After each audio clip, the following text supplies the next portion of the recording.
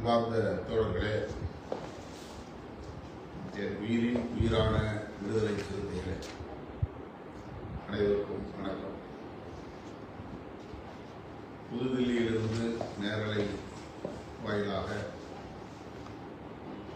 உங்களிடையே சில தகவல்களை பகிர்ந்து கொள்ள விரும்புகிறேன்.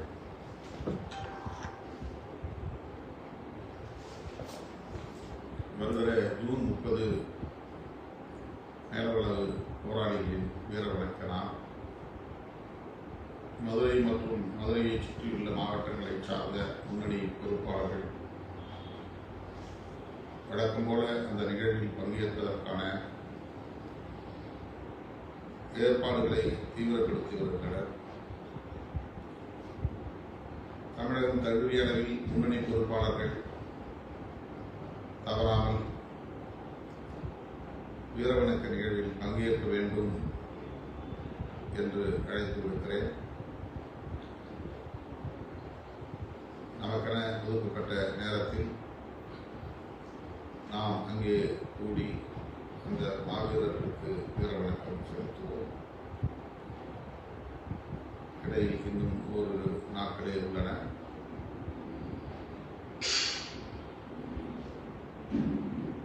மதுரை மாவட்டத்தை சார்ந்த தோழர்கள் மட்டுமே பங்கேற்றால் போதும் என்று கருதாமல் அந்த மாவீரர்கள் செய்த ஈகத்தை போற்ற வேண்டும் என்ற பொறுப்புணர்வோடு ஒவ்வொரு ஆண்டும் நம்மை நாமே புதுப்பித்துக் கொள்ள வேண்டும் என்கிற வேட்கையோடு அனைவரும் தவறாமல் பங்கேற்க வேண்டும் என்று கேட்டுக்கொள்கிறேன். முதலாக அமைச்சரவையில் விடுதலை சிறுத்தைகள் கட்சி இடம்பெற்று ஆட்சி அதிகாரத்தை பகிர்ந்து கொண்ட ஒரு பேர் இயக்கமாக இந்த வீரவணக்க நிகழ்வில் பங்கேற்க உள்ளது.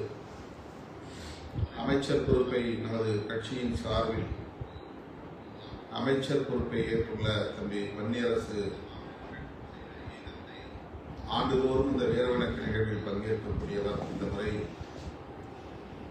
நமது கட்சி ஆட்சி அதிகாரத்தை பகிர்ந்து கொண்டிருக்கிற ஒரு கட்சி என்கிற அங்கீகாரத்தோடு ஒரு அமைச்சராக அந்நிகழ்வில் பங்கேற்க இருக்கிறார் என்பதை மகிழ்வோடு நான் பதிவு செய்ய விரும்புகிறேன். வன்னியரசு என்கிற ஒரு தனி நபருக்கான அதிகாரம் என்று இதை சொல்ல முடியாது. திமுக, காங்கிரஸ், அதிமுக போன்ற கட்சிகளில் ஒரு தலித் அமைச்சராவதற்கும் விடுதலை சிறுத்தைகள் கட்சி ஒரு அமைச்சரவையிலே இடம்பெறுவதற்கும் மிகப்பெரிய வேறுபாடு இருக்கிறது என்பதை உணர்ந்து கொள்ள வேண்டும். நான் எண்ணி பார்க்கிறேன், வரலாற்றை திரும்பி பார்க்கிறேன். 21 பேர் கூடிய அவையில் நான் ஒரு இயக்கத்தின் தலைவராக அடையாளப்படுத்தப்பட்ட போது கண்ணை கட்டி காட்டிலே விட்டதைப் போல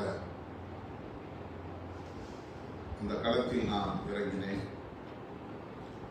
மதுரையை பற்றியும் தெரியாது, மதுரையை சுற்றியுள்ள அரசியலும் தெரியாது என்ற நிலையில் ஒரு அசட்டு துணிச்சலோடு களமிறங்கினேன்.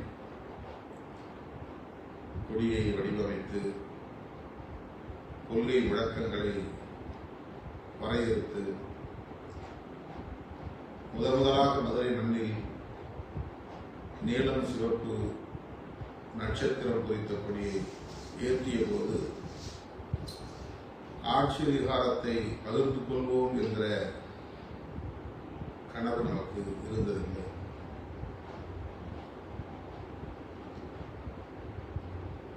இன்றைக்கு 30 ஆண்டுகளை கடந்து 35 ஆண்டுகளை கடந்து இந்த களத்தில் நாம் தாக்குப்பிடித்திருக்கிறோம்.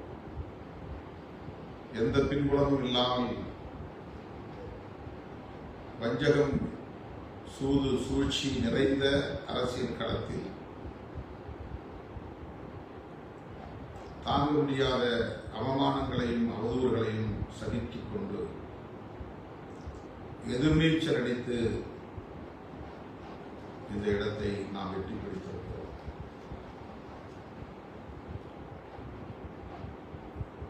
வேறு இயக்கங்களாக இருந்திருந்தால், வேறு சமூகங்களை சார்ந்தவர்களாக இருந்திருந்தால் இதை அளப்பரிய சாதனையாக கொண்டாடி இருப்பார்கள். தோல் மீது தூக்கி வைத்து புதுப்பிடித்திருப்பார்கள். வழக்கம் போல நாம் இந்த களத்திலும் கூட இத்தகைய சாதனையை படைத்த நிலையிலும் கூட புறக்கணிக்கப்படுகிறோம் அல்லது கடுமையாக விமர்சிக்கப்படுகிறோம் என்ற நிலையில் தான் இருக்கிறோம். இந்த புரிதலோடு நம்முடைய பயணத்தை மேலும் நாம் வீரியமாக முன்னெடுத்துச் செல்ல வேண்டிய தேவை உள்ளது.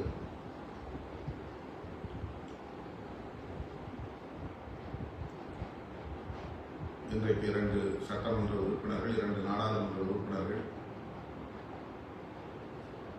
அங்கீகாரம் பெற்ற ஒரு மாநில கட்சி, ஆட்சி அதிகாரத்தை பகிர்ந்து கொண்ட ஒரு அம்பேத்கர் இயக்கம் என்கிற தகுதிகளை நாம் முன்னெடுத்திருக்கிறோம். அனைத்து தரப்பு மக்களின் நன்மதிப்பையும் நாம் முன்னெடுத்திருக்கிறோம். இன்னும் பன்மடங்கு வீரியத்தோடு நாம் களமாட வேண்டிய தேவை இருக்கிறது. அதனால்தான் திமுக கூட்டணியில் இருந்தபோதும் நம்மை கொச்சைப்படுத்தியவர்கள் இன்றைக்கு தவேக கூட்டணி அமைச்சரவையில் இடம்பெற்றிருக்கிற நிலையிலும் மிக கடுமையாக இழிவாக விமர்சித்து வருகிறார்கள். நாம் இன்னும் குறிவைக்கப்படுகிறோம் என்பதுதான் இதன் பொருள். நம்மை பலவீனப்படுத்த வேண்டும் என்பதில் நம்முடைய பகைவர்கள் மிக தீவிரமாக இருக்கிறார்கள் என்பதுதான் இதன் பொருள். இதையெல்லாம் கருத்திலே கொண்டு நாம் நம்முடைய காய்களை நகர்த்த வேண்டும். நம்முடைய களம் வேறு எவராலும்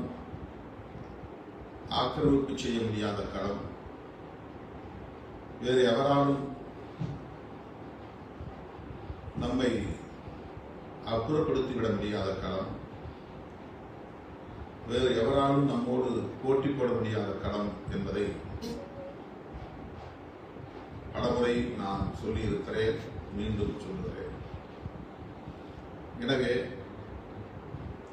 இன்றைக்கு மாறியிருக்கிற, தலைகீழாக மாறியிருக்கிற தமிழக அரசியல் சூழலில் நாம் மீண்டும் மீண்டும் தவிர்க்க முடியாத ஒரு அரசியல் சக்தியாகவே களமாடி வருகிறோம். தீர்மானிக்கிற ஒரு அரசியல் சக்தியாக செயலாற்றி வருகிறோம் என்பதை தோழர்கள் புரிந்து கொள்ள வேண்டும். அந்த பெருமையோடு, அத்தகைய புரிதலோடு, அத்தகைய நம்பிக்கையோடு மேலவளவில் கூடுவோம். 30ஆம் தேதி தோழர்கள் அணிதிரண்டு வர வேண்டும் என்று அறைகூறி அழைக்கிறேன். அடுத்து ஜூலை 5ஆம் தேதி நாம் ஆண்டுதோறும் நடத்துகிற விருதுகள் வழங்கும் விழா. வழக்கம் போல அது வெற்றிகரமாக அமைய வேண்டும். அனைத்து தோழர்களும் தவறாமல் பங்கேற்க வேண்டும். நாம் நடத்துகிற விழாக்கள் வெறும் ஆரவாரம், அலங்காரம் நிறைந்ததாக இருக்காது. அது அரசியல் வகுப்பு நடத்துகிற ஒரு வகுப்பறையாகத்தான் இருக்கும். கொள்கை கோட்பாடுகளை உரத்து பேசுகிற ஒரு களமாகத்தான் இருக்கும். ஆகவே ஏதோ ஒரு கொண்டாட்டத்திற்கு செல்கிறோம் என்று நம்முடைய விழாக்களை யாரும் நினைத்ததை நினைக்க வேண்டாம். விருதுகள் வழங்கும் விழா என்பதனால் அதில் விருது பெறுவது பாராட்டுகிற ஒரு நிகழ்வு அல்லது கட்சி தலைவரை போற்றுகிற ஒரு நிகழ்வு என்று இதுவரையில் அமைந்ததில்லை, எப்போதும் அமையாது. அதிலும் நம்முடைய அரசியல் என்ன, நாம் எடுத்திருக்கிற முடிவுகள் என்ன, எடுக்கப் போகிற முடிவுகள் என்ன, தமிழ்நாட்டு அரசியலை எவ்வாறு எந்த திசைவழியில் முன்னெடுத்துச் செல்ல வேண்டும் என்பதை விரிவாக விவாதிக்கிற ஒரு அரங்கமாகத்தான் இந்த அரங்கங்களும் அமைந்திருக்கின்றன, இந்த அரங்கம் அமையுள்ளது. ஆகவே அனைத்து தோழர்களும் காமராஜர் அரங்கம், சென்னை தேனாம்பேட்டையில் உள்ள காமராஜர் அரங்கம்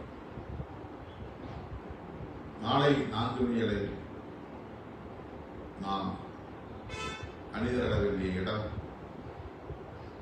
விருதுகள் வழங்கும் விழாவிலும் தவறாமல் பங்கேற்க வேண்டும் என்று நான் வேண்டுகோள் விடுக்கிறேன், அழைப்பு விடுக்கிறேன். இந்த விழாவை பொறுத்தவரையில் நீங்கள் மனமுவந்து வாரி வழங்குகிற நிதியை வைத்துதான் சிறப்பாக இத்தனை ஆண்டுகள் நடத்தி வந்திருக்கிறோம். ஒவ்வொரு ஆண்டும் தோழர்கள் தலா 50,000 என்று விருதுகளுக்காக வழங்குகிற நிதியை கொண்டு அனைத்து ஏற்பாடுகளையும், அரங்க வாடகை, மின்கட்டண வாடகை, விளம்பர செலவு, அரங்கத்தின் அலங்கார செலவுகள், பொற்கிழி, சான்றோர் வந்து தங்குவதற்கான அறைகள், அவர்களுக்கான பாராட்டு பட்டயங்கள் உள்ளிட்ட அனைத்து செலவுகளையும் நீங்கள் வழங்குகிற நிதியிலிருந்தே நாம் இந்த விழாக்களை சிறப்பாக நடத்தி வருகிறோம். ஆகவே இந்த ஆண்டு வழக்கம் போல விருதுகளுக்கு கொடையளிக்கும் புரவலர்கள் விரைந்து ஓரிரு நாட்களில் 50,000, 1 லட்சம் அல்லது 1.5 லட்சம் என்று தனிநபராக கூட்டாகவும் இணைந்து வழங்குகிற இந்த நடைமுறையை பின்பற்ற வேண்டும், விரைந்து வழங்க வேண்டும் என்று வேண்டுகோள் விடுக்கிறேன். அப்போதுதான் இந்த நிகழ்வை சிறப்பாக நடத்த முடியும். காமராஜர் அரங்கத்திற்கு முன்பணம் தான் செலுத்தியிருக்கிறோம். நள்ளிரவை தாண்டினால் அதனுடைய வாடகையை அவர்கள் உயர்த்துவார்கள், மின் கட்டணத்தை உயர்த்துவார்கள். ஆகவே இயக்க தோழர்கள் வழக்கம் போல விருதுகள் வழங்கும் விழாவுக்கு கொடையளிக்கும் புரவலர்கள், புதிதாக வழங்க விரும்பும் தோழர்கள் வழங்க வேண்டும். அவர்கள் ஒவ்வொருவரின் பெயரும் அந்த அரங்கில் வாசிக்கப்படும் என்பதையும் தெரிவித்துக் கொள்கிறேன். அடுத்து முக்கியமான அறிவிப்பு, ஆகஸ்ட் 17 தமிழர் எழுச்சி நாள். இந்த ஆண்டு வெறும் பிறந்தநாள் விழா என்பது மட்டுமே இல்லாமல் தமிழ் தேசிய எழுச்சி மாநாடு நடத்த இருக்கிறோம். விடுதலை சிறுத்தைகள் முன்மொழியும் முதன்மையான 5 கொள்கை முழக்கங்களும் தமிழ் தேசியமும் ஒன்று. சாதி ஒழிப்பு, தமிழ் தேசியம், மகளிர் விடுதலை, பாட்டாளி வர்க்க விடுதலை, ஏகாதிபத்திய எதிர்ப்பு என்ற இந்த 5 வகை கோட்பாடுகளை நம்முடைய வியூகங்களுக்கான உத்திகளாக, போராட்டங்களுக்கான களங்களாக பார்க்கிறோம். வெறும் மேடைகளில் பேசுகிற வெறும் கொள்கை முழக்கங்கள் அல்ல. இவற்றையெல்லாம் களங்களாக கொண்டு நாம் சாதிக்கவிருக்கிற அல்லது எட்டி பிடிக்கவிருக்கிற இலக்கு எது என்பதை உறுதிப்படுத்துவதற்கான முழக்கங்கள் என்பதை மறந்துவிடக்கூடாது. சாதி ஒழிப்பு ஒரு மகத்தான கோட்பாடு என்றால், தமிழ் தேசியம் என்பதும் அத்தகைய முக்கியத்துவம் வாய்ந்த ஒரு மகத்தான கோட்பாடு. மொழிவழி தேசியம் என்பதை தமிழ்நாட்டை பொறுத்தவரை தமிழ் தேசியம் என்று நாம் அடையாளப்படுத்துகிறோம். நம்முடைய இயக்கம் தென்னிந்தியா முழுவதும் பரவி வருகிறது. கன்னடம் பேசக்கூடிய மக்களிடையே, தெலுங்கு பேசக்கூடிய மக்களிடையே, மலையாளம் பேசக்கூடிய மக்களிடையே இன்றைக்கு ஒரு நம்பிக்கைக்குரிய இயக்கமாக வளர்ந்து வருகிறது. ஆகவே கன்னட தேசியம், தெலுங்கு தேசியம், மலையாள தேசியம், தமிழ் தேசியம் என்ற இவற்றைத்தான் நாம் மொழிவழி தேசியம் என்று குறிப்பிடுகிறோம். அதிலே நம்முடைய இயக்கம் தமிழ்நாட்டில் அங்கீகாரம் பெற்ற ஒரு அரசியல் கட்சியாக இருக்கிற நிலையில் தமிழ் தேசியம் என்ற அந்த கோட்பாட்டுக்கும் முன்னுரிமை அளித்து அதை பொதுவாக மக்களிடத்திலே கொண்டு போய் சேர்க்க வேண்டும், பரப்ப வேண்டும், வலுப்பெற செய்ய வேண்டும். எழுச்சியை, தேசிய இன எழுச்சியை உருவாக்க வேண்டும் என்ற அடிப்படையில் கடந்த காலங்களில் எத்தனையோ பல மாநாடுகளை நாம் நடத்தியிருக்கிறோம். தமிழர் இறையாண்மை மாநாட்டை நடத்தியிருக்கிறோம். எழும் தமிழீழம் என்கிற ஈழ விடுதலை ஆதரவு மாநாட்டை நாம் நடத்தியிருக்கிறோம். இவையெல்லாம் மொழிவழி தேசியத்தை நாம் எந்த அளவுக்கு உயர்த்தி பிடிக்கிறோம் என்பதற்கான அடையாளங்கள். அந்த வரிசையில் மேலும் ஒரு மைல்கல் என்கிற வகையிலே தமிழ் தேசிய எழுச்சி மாநாட்டை மே 17 நடத்துவதாக நாம் ஏற்கனவே தேர்தலுக்கு முன்னதாகவே அறிவித்திருந்தோம். தேர்தல் முடிவுகள் நம்முடைய நிலைப்பாடுகளில் நிறைய மாற்றங்களை ஏற்படுத்தும் நெருக்கடியை உருவாக்கியிருக்கிறது. அத்தகைய சூழலில்தான் அந்த மாநாட்டை திட்டமிட்டவாறு மே 17 என்று நம்மால் நடத்த இயலவில்லை. ஆகவே தற்போது ஆகஸ்ட் 17 தமிழர் எழுச்சி நாளை முன்னிட்டு தமிழ் தேசிய எழுச்சி மாநாடாக இதை நடத்தியிருக்கிறோம். இதனையொட்டி நாம் வழக்கம் போல மண்டல வாரியாக செயற்குழு கூட்டங்களை ஒருங்கிணைத்து அவற்றில் பங்கேற்க எண்ணியுள்ளேன். கடந்த வாரம் நான் நேரலையில் பேசும்போது அல்லது ஒரு நிகழ்வில் பேசும்போது கூறியிருந்தேன், ஜூலை 10 முதல் ஜூலை 20க்குள்ளாக இந்த சுற்றுப்பயணத்தை நான் மேற்கொள்ள இருக்கிறேன் என்று கூறியிருந்தேன். அந்த சுற்றுப்பயண விவரத்தை இப்போது நான் அறிவிக்க இருக்கிறேன். அதன்படி இயக்கத் தோழர்கள், மண்டல மாவட்ட பொறுப்பாளர்கள் ஒருங்கிணைந்து உரிய ஏற்பாடுகளை செய்ய வேண்டும் என்று கேட்டுக்கொள்கிறேன்.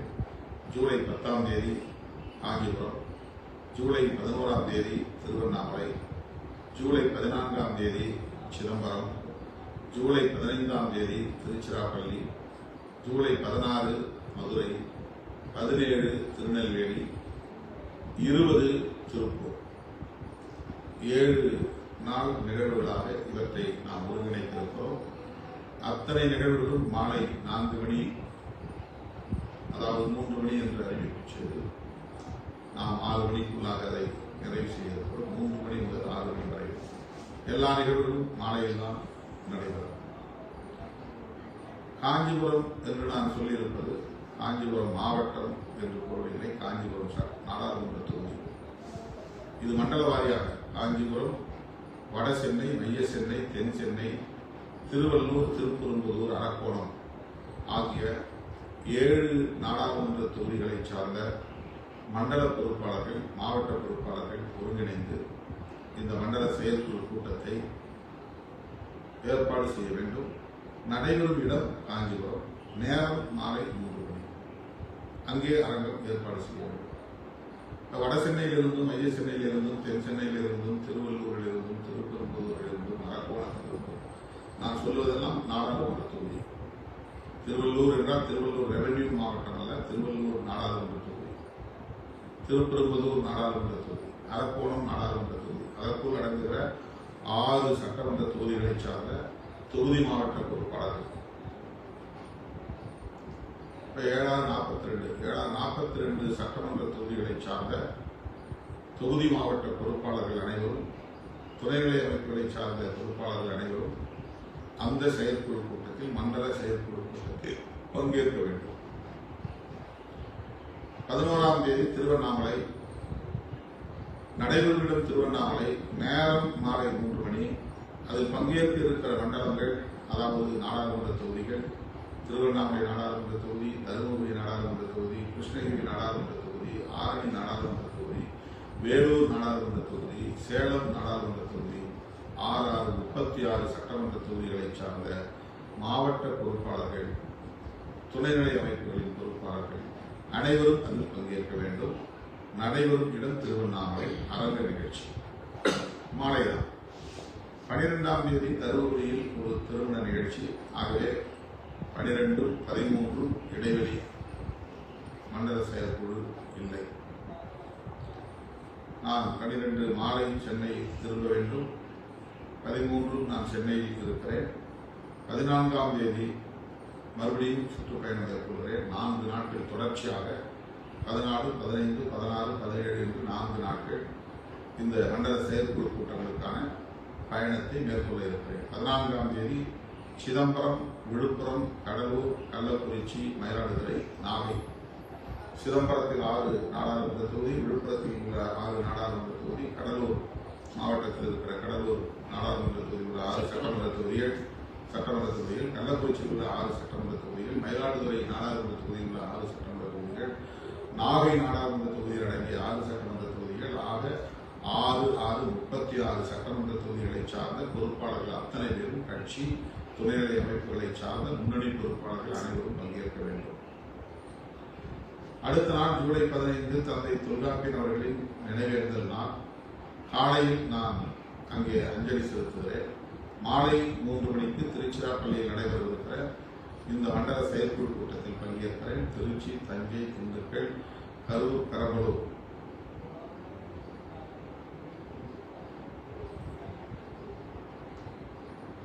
இந்த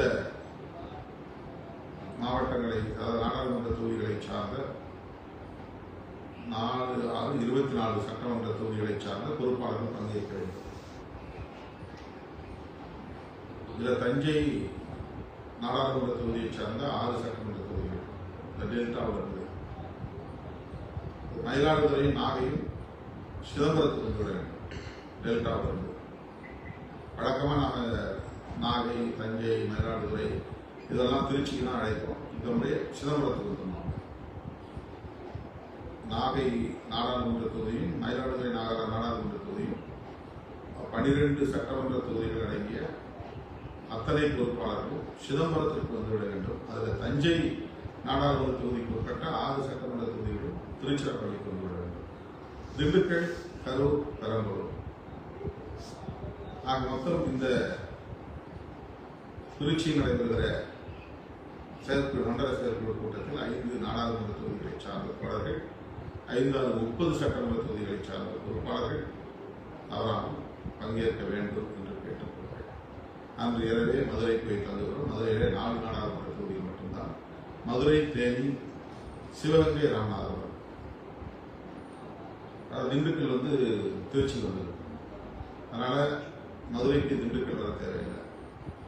மதுரை, தேனி, சிவகங்கை, ராமநாதபுரம் 24 சட்டமன்ற தொகுதிகளை சார்ந்த தோழர்கள் ஜூலை 16ஆம் தேதி மாலை 3 மணிக்கு மதுரையில் பங்கேற்க வேண்டும். 17ஆம் தேதி திருநெல்வேலி, தூத்துக்குடி, தென்காசி, கன்னியாகுமரி, விருதுநகர், அந்த தெற்க மிச்சம் இருக்கிற 5 நாடாளுமன்ற தொகுதி, 30 சட்டமன்ற தொகுதிகள். திருநெல்வேலியில் இதற்கான கூட்டம் ஒருங்கிணைக்கப்பட வேண்டும். அரங்க கூட்டம் தான் மாலை 3 மணிக்கு.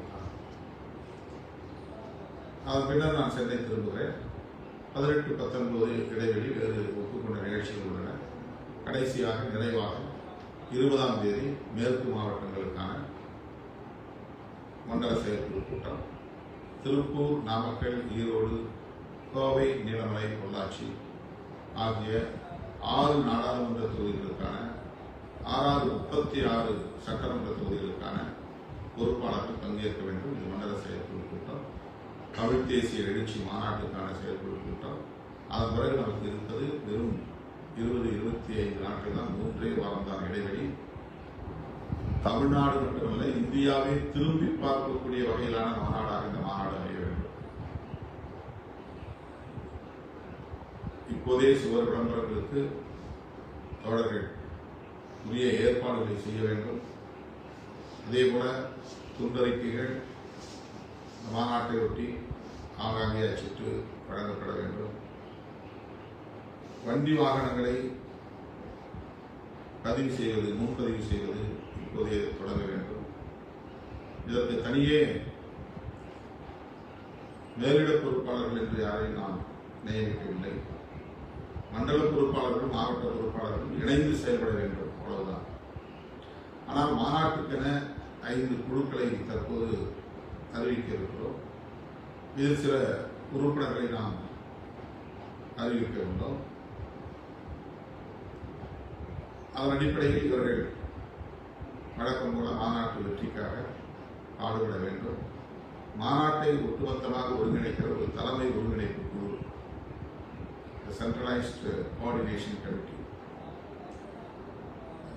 கட்சியின் பொதுச் செயலாளர் சிந்தனை செல்வன் தலைமையில் சிந்தனை செல்வன், இளஞ்சேத்துவாரா, மோ எல்லாளன், மு கலைவேந்தன், அதிமா தமிழன் புதுச்சேரி, விபி இன்குலாப், தி சா திருமார்பன், சஜன்பராஜ், இரா ஆதிமொழி ஆகியோர் தலைமை ஒருங்கிணைப்பு குழுவாக இருந்து பணியாற்றுவார்கள். எல்லா மாநாட்டு பணிகளையும் இவர்கள் ஒருங்கிணைக்கிற, கண்காணிக்கிற, வழிநடத்துகிற பணிகளை மேற்கொள்வார்கள். மாநாட்டு செலவை எதிர்கொள்வதற்கு வழக்கம் போல நிதி திரட்டி ஆக வேண்டும். இந்த நிதியை திரட்டுவதற்குரிய பணிகளை மேற்கொள்ள நிதிக்குழு வேளாண் சட்டமன்ற உறுப்பினர் தம்பி SS பாலாஜி அவர்களின் தலைமையில் SS பாலாஜி, பே ஆக்கலரசு, கி கோவேந்தன், புதுவை பாவாணன், வழக்குரைஞர் எழில் கரோலின், வழக்குரைஞர் வில்லவன் கோதை, வழக்குரைஞர் சா ரஜினிகாந்த், ஆரா அப்துல் ரஹ்மான், நா செல்லதுரை ஆகியோர் நியமிக்கப்பட்டுள்ளனர். மாநாட்டு மலர்குழு, இந்த மாநாட்டுக்கென ஒரு சிறப்பு கருத்தியல் மலரை நாம் கொண்டு வர இருக்கிறோம். நம்முடைய கருத்தியல், தமிழ் தேசியம் தொடர்பான கருத்தியல் எந்த அளவுக்கு அறிவியல் பூர்வமாக செழுமைப்படுத்த முடியுமோ, எது தமிழ் தேசியம், தமிழ் தேசியம்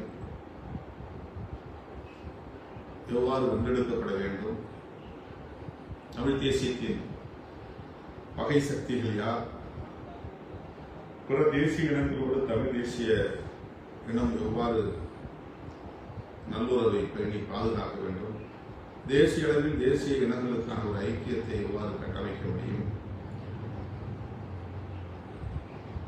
மதவழி தேசியவாதத்திற்கும் தமிழ் தேசியத்திற்கும் என்ன வேறுபாடு போன்றவற்றை எல்லாம் விரிவாக விவாதிக்கிற கட்டுரைகள் அடங்கிய, கவிதைகள் அடங்கிய ஒரு கருத்தியல் மலர்குழுவை நாம் உருவாக்கி இருக்கிறோம்.